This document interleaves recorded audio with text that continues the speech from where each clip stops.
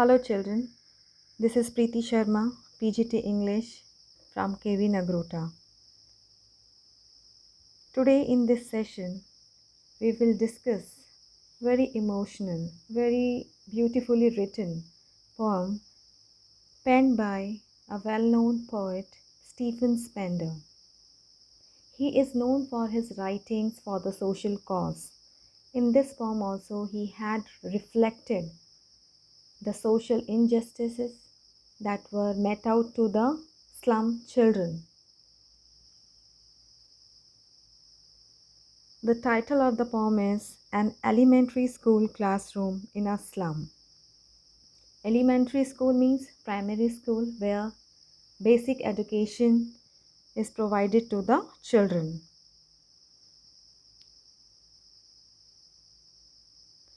Through this flow chart, you will come to know the essence that had been reflected by the poet. It is an elementary school classroom. Its location is a slum area. It is located in a slum area which is kept in a very miserable, dark and gloomy environment where only the hopelessness prevails in the lives of the children, of all the people. And their homes have been described as the catacombs and the cramped holes, condemned places, the burial places where nobody wants to reside. The students of this classroom are poor, they are malnourished, no nutritious food was provided to them, they are unhealthy because they were not getting proper food, they are unhealthy and it has affected their growth and development also. So they are retarded, they are stunted in their growth, they are afflicted with different diseases also. Children were hungry, they were starved. For many days they were not given any food. As there was no food, they were not left with any kind of energy. They were exhausted and completely worn out. And what do they see? They saw only the bleak future. And in the poem, in the second stanza, the classroom has been described by the poet. It is dirty and unpleasant in nature. It is poorly lit. No proper illumination, lighting was there in the classroom. It was ill equipped. The things that make a classroom ready to teach and learn were not provided. Walls were damp. They were not freshly painted. Chips and the flakes of paint was coming out. And in that classroom, various unreal donations. Unreal donations means worthless. They are not at all useful for the poor children. These donations were made by rich people. What were the donations? There was a portrait of William Shakespeare, a well-known playwright. There were paintings showing the beautiful Tyrolese valley, high buildings reflecting the developed civilization, and it was completely to the contrary to the present lives of the slum children. They were underdeveloped. There was no development in their surroundings. There were world maps hanging in the classroom that makes no sense to the slum children because their world is entirely different that has been reflected in the world map by means of various continents and water bodies. Now coming to the word for word explanation of the poem. This is the first stanza. Far, far from gusty waves, these children faces, like rootless weeds, the hair torn round their pillow, the tall girl with her weighed down head, the paper-seeming boy with rat's eyes, the stunted, unlucky heir of twisted bones, reciting a father's gnarled disease, his lesson from his desk, At back of the dim class, one unnoted, sweet and young. His eyes live in a dream of squirrel's game in tree room other than this. In this stanza, the pathetic and miserable lives of slum children have been described. How do they look? Their physical appearance has been described by the poet. That these children have pale and lifeless faces. They are far, far from the gusty waves. Gusty waves here means the exuberance or the vigor that the rich children possess. They are away from that kind of happiness, all the luxuries. These children faces, they reflect only lifelessness, hopelessness. They are treated as the rootless weeds. Rootless weeds means they are uncared, unwanted in the society, and they have hair in a disorderly manner, and they are torn around, scattered around their pale faces. There is one tall girl who would keep her head down because of the weight. Weighed down head reflects the weight, the burden of the poverty that is faced by the poor children. She doesn't have any confidence. That's why she would keep her head down. She was embarrassed because of the humiliation she faces in her life. There is one more boy, the paper seeming boy. Look at the imaginary, the images reflected by the poem. The paper seeming boy means weightless. Paper is weightless, and the child also is weightless.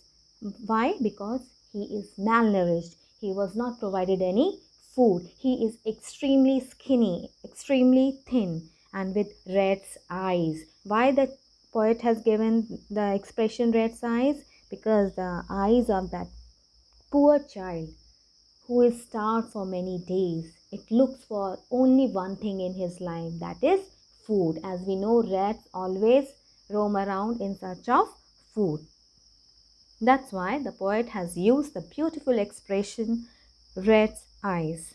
The stunted, unlucky heir of twisted bones, reciting a father's gnarled disease. Look at the words used here. Unlucky heir. Who is an heir? Heir is a person who inherits property, wealth, good atmosphere in family. But here the heir, this boy, he has been described as unlucky because first of all he is stunted, he is underdeveloped because of the twisted bones. Why he had got the twisted bones? Because he had inherited a genetic disorder that runs into the family, into the genes of the family, and he had got this disease from his father. And he would keep reciting the gnarled disease. Gnarled disease means of twisted bones and rheumatism. He kept on reciting one lesson. What lesson is? The sufferings that he faces every day because of this disease. He kept on recalling those suffering. That was his actual lesson. And at back of the dim class, there is one sweet young child who is sitting unnoticed by anybody. He is lost in his dreams.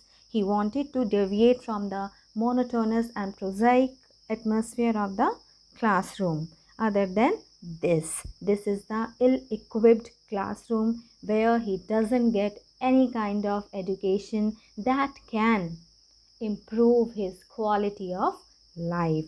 Rather, he wants to be in the company of the nature, as generally a child wants. He wants some fun and frolic in his life. Coming to the second stanza of the poem. On Sart's cream walls, donations, Shakespeare's head, cloudless as dawn, civilized dome writing all cities, built flowery Taureli's valley, open-handed map, awarding the world its world.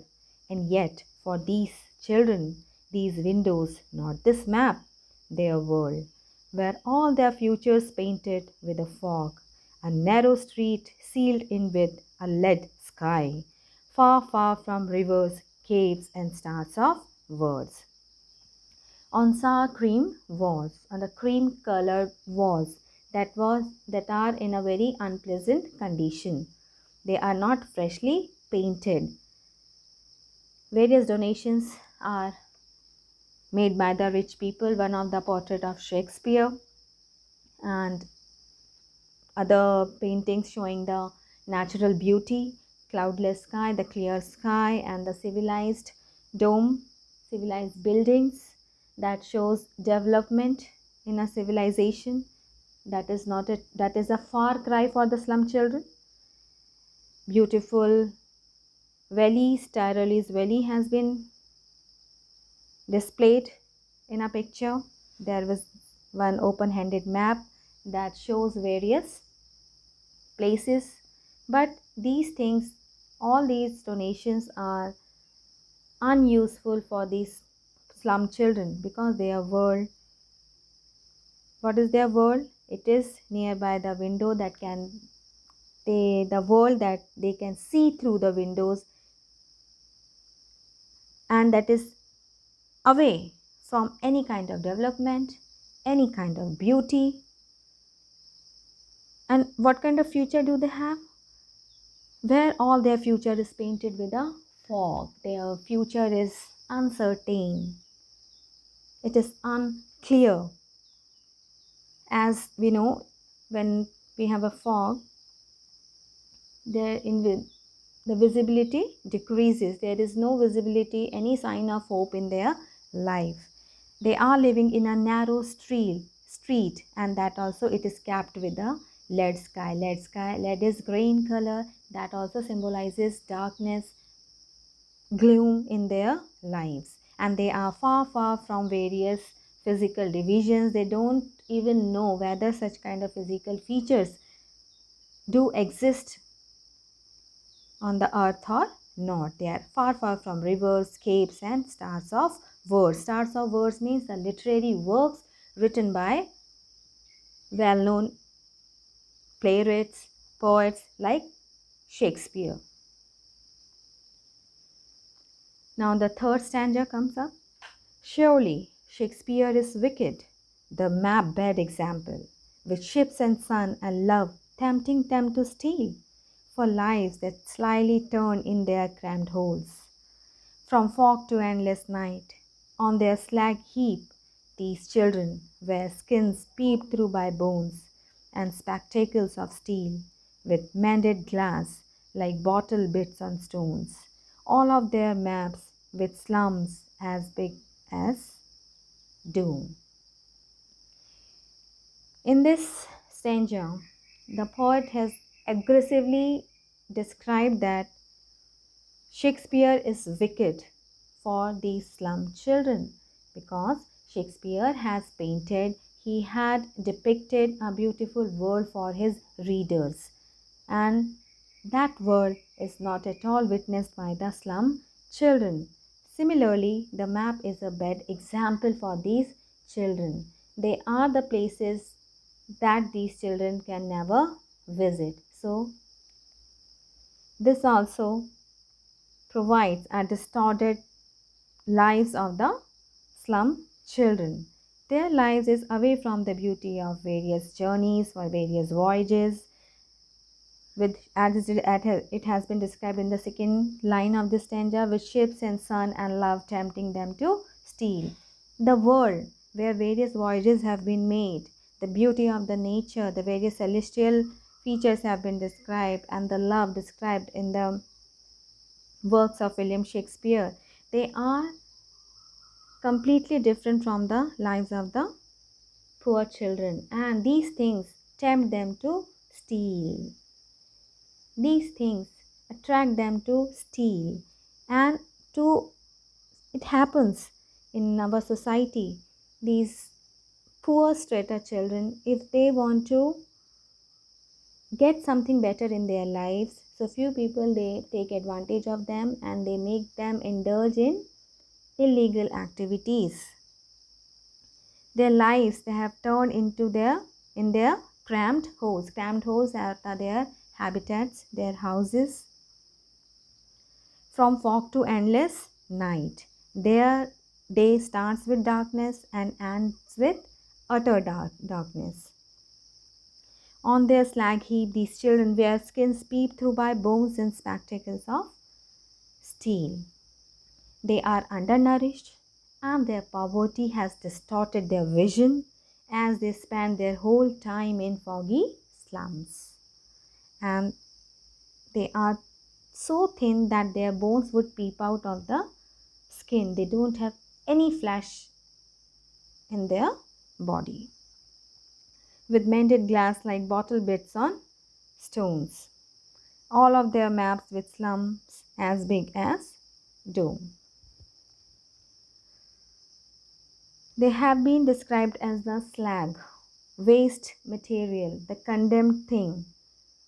As we can say, in a garbage dump, we have various metal caps, bottles, they're lying scattered here and there.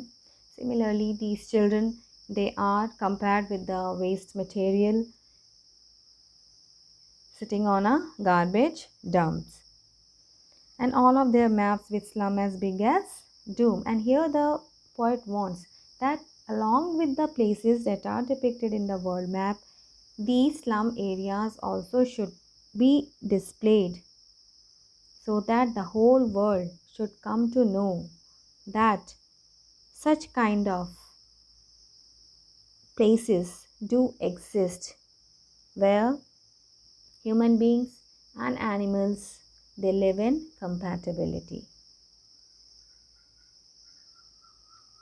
Unless governor, inspector, visitor, this map becomes their window, and these windows that shut upon their lives like catacombs break open till they break the town and show the children to green fields and make their world run azure on gold sands and let their tongues run naked into books, the white and green leaves open, history theirs whose language is the sun.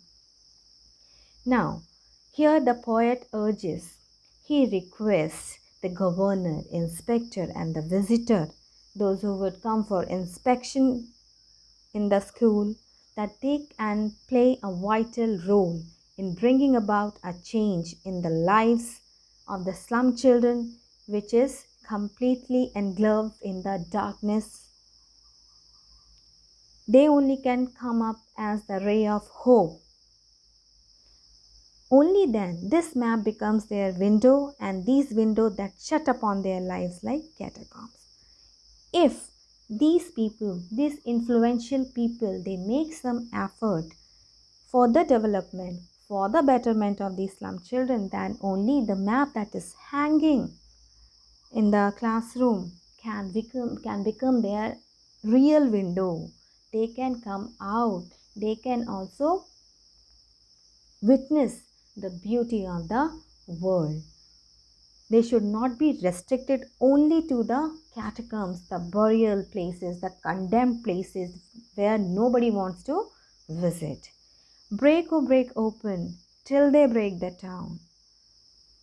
These influential people, they should make that effort, that crucial effort that can break open, that can break all the chains, all the fetters that have chained the development of these slum children. They should also be allowed to witness the beauty of the nature. They should also run into the green fields. They should also know that various places, they do exist in the world. Run azure on gold sands. Gold sands here means desert. Run azure means azure is blue color and it reflects hope. So there should be some hope in the deserted lives of the children. And let their tongues run naked into books, the white and green leaves open. If such efforts, if such developmental steps are taken, then only these children can taste the words that are written in black and white, that the knowledge they can gain, that knowledge that is given in the book, as well as the green leaves open. Green leaves here means the knowledge that we gain from the nature.